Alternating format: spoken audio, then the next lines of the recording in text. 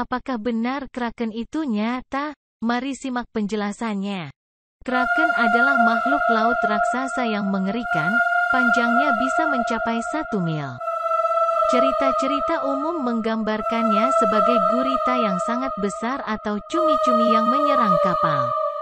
Menurut beberapa kisah lainnya, tubuhnya yang besar kerap disalahartikan sebagai pulau. Kraken pertama kali disebutkan dalam Orvar Oder, kisah Islandia abad ke-13 yang melibatkan 2 monster laut. Hafgufa, kabut laut, dan Lingbaker, punggung hitter. Hafgufa diyakini sebagai referensi ke kraken. Sekitar tahun 1250, laporan lain tentang kraken didokumentasikan dalam karya ilmiah Norwegia Konungsskogja. Dikatakan bahwa mereka hanya ada 2 karena tidak dapat bereproduksi dan akan membutuhkan begitu banyak makanan sehingga tidak dapat bertahan hidup dalam waktu lama.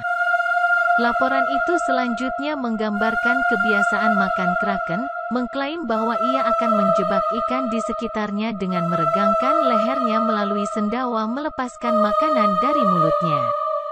Catatan lain menunjukkan bahwa binatang itu mengeluarkan aroma yang kuat dan aneh, atau mungkin kotoran, ketika ingin makan.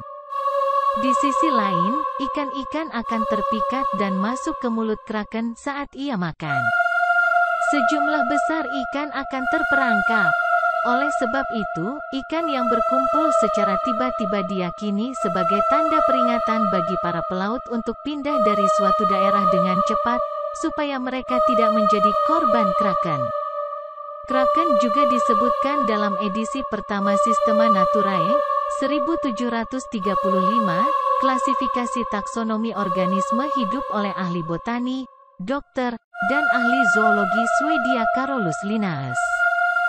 Dia mengklasifikasikan kraken sebagai Cephalopoda, menunjuk nama ilmiah Microcosmus marinus.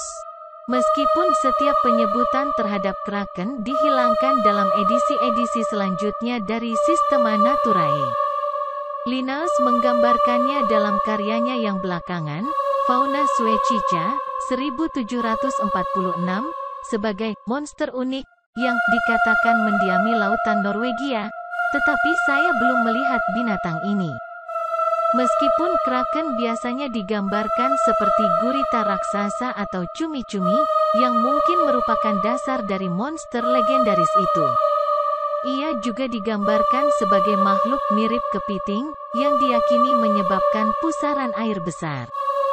Penulis Swedia Jacob Wallenberg menggambarkan kraken dalam karya 1781 Minsan Pagalejan, Maisan on the Gali, sebagai berikut. Berangsur-angsur, kraken naik ke permukaan, dan ketika ia berada di 10 hingga 12 depa. Kapal-kapal sebaiknya bergerak keluar dari sekitarnya, karena ia akan segera meledak, seperti pulau terapung. Menyemburkan air dari lubang hidungnya dan membunyikan gelombang di sekelilingnya, yang bisa mencapai bermil-mil. Bisakah orang meragukan bahwa ini adalah pekerjaan dari seekor Leviathan?